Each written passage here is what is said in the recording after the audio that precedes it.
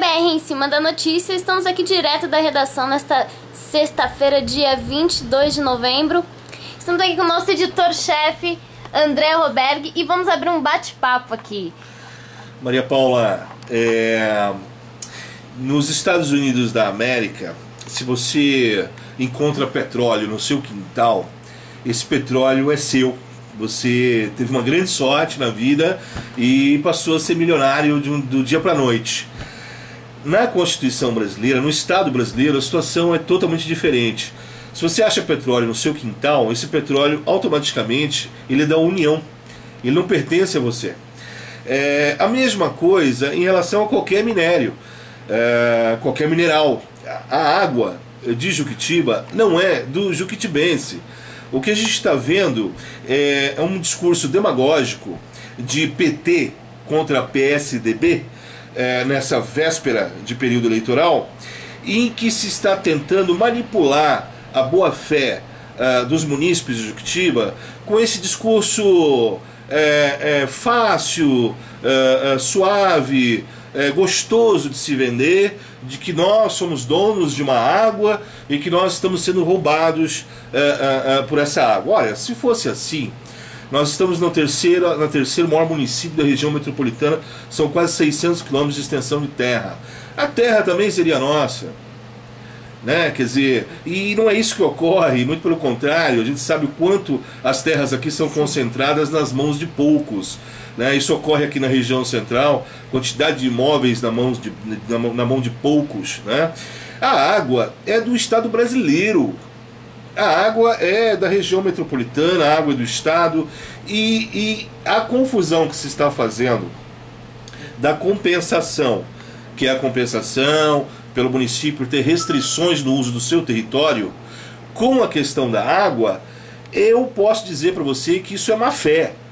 É má fé de uma política oposicionista de um partido A contra um partido B. Os vereadores do PT estão empenhados em vender uma situação de atrito, de briga com um Estado que é governado pelo PSDB. E a nós, não me parece que nos convém discutir a questão da água ou da compensação de uma forma tão agressiva. Até porque nós não somos donos da água. Sim. Então, o caminho lógico a ser tomado é o caminho político, o caminho amigável, o caminho do debate, o caminho da conquista gradual. Afinal de contas, o município já tem quase meio século. Se não conquistamos a compensação até agora, nós vamos levar um pouco mais de tempo, mas nós haveremos de chegar lá. Mas isso é uma questão política, não é uma questão eleitoral. Então, eu realmente, diante do que vi ontem, esse banho de cobertura que nós demos, né, Maria Paula? Trabalhamos duro ontem, e o que eu pude sentir é que há uma forçação de barra para fazer uma grande confusão entre as coisas e gerar dividendo eleitoral para quem está vendendo um discurso fácil de vender. Gente que estava no governo nos últimos 4 anos, gente que não avançou nessas questões nos últimos 4 anos, aí vai para a Câmara, parece que tomou banho, tá limpinho, né? Parece que começou do zero. E não é isso, é gente que tem história política já. É gente que já tinha que ter produzido e não produziu. Então, se não produziu no seu tempo, há de se também dar tempo aos que o sucedem. Sim. André, em respeito à compensação, essa compensação, levando para o caso da extração do minério, né, ou da água no caso, ela é feita caso aconteça algum impacto ambiental, correto? Muito bem, Maria Paula, muito bem colocado, hein? A compensação financeira prevista na Constituição, ela se dá em razão da restrição do território. A gente, por exemplo, não pode instalar indústrias aqui. Sim. Então, em razão da gente não poder instalar indústrias aqui, nós deveríamos ter uma compensação. É só isso. A compensação nada tem a ver com a água. É preciso que esses políticos do PT façam um discurso de maneira clara, sincera, objetiva. Não façam confusão. A compensação prevista no artigo 200 se refere à restrição do uso do território. Então, se não podemos instalar indústria, o Estado nos compensa de alguma forma. Este é o ponto. Temos que lutar por isso? Temos. Mas não devemos brigar. Nós devemos lutar por isso, politicamente. Com relação à água, alega-se, por exemplo, Maria, a possibilidade de um royalty, né? Então, vamos usar como exemplo os municípios que têm petróleo, onde se encontra petróleo e se extrai petróleo. Por que esses municípios recebem royalty do petróleo? Porque o petróleo é deles? Não. O petróleo, assim como a água, é da União. Eles recebem royalty em razão do impacto na extração do petróleo que isso causa àquela localidade, àquela comunidade.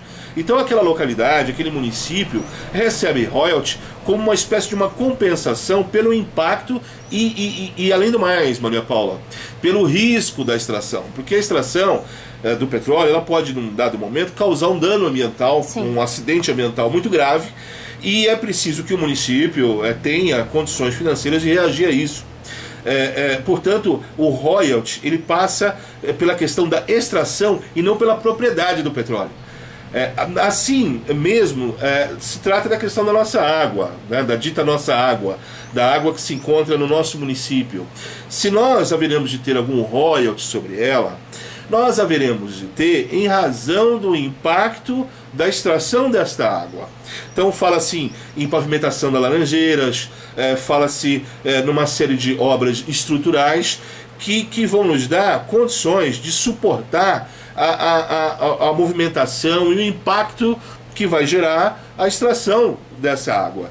E é preciso que a gente negocie e que a gente tente cada vez mais conseguir dividendos sobre essa água, mas que fique muito claro, a água não é nossa. O dividendo que a gente pode vir a obter sobre a extração dessa água é em razão do impacto que industrialmente, né, haverá de ter na extração dessa água.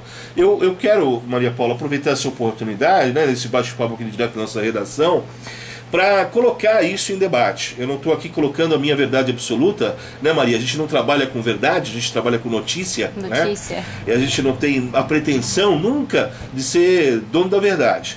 Nós estamos colocando aqui um debate para que o nível desse debate fique um pouco mais elevado e a gente fale um pouco mais francamente sobre essas questões. E principalmente, não arraste o povo para uma manipulação, para uma ilusão que não beneficia o nível do debate, um bom nível político da articulação do município com a região metropolitana, com o CONISUD, com o governador do estado.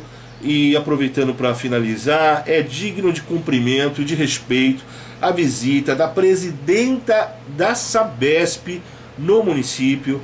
A Sabesp é uma das maiores empresas do mundo em fornecimento de água, abastecimento de água e esgoto. Portanto, é uma executiva de altíssimo nível, diríamos até uma executiva de nível internacional, que veio até aqui ao Paço Municipal, pessoalmente entregar os reservatórios, que não são caixas d'água. Caixa d'água a gente tem em casa, né? São reservatórios de água.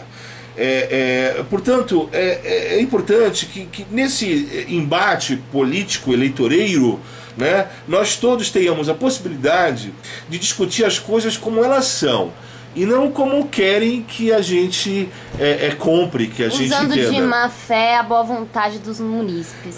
Este é o ponto, manipulação da boa fé das pessoas. O munícipe com muito boa fé pode assimilar um discurso como esse, né, de uma maneira até heróica. Ele pode sair para travar combates em razão disto, porque ele está sendo convocado a uma luta pelo município, pela bandeira, etc. e tal. Gente, não é isso. Nós somos uma república, nós somos uma célula da federação. Juquitiba é Brasil, Juquitiba é paulista, Juquitiba é brasileira.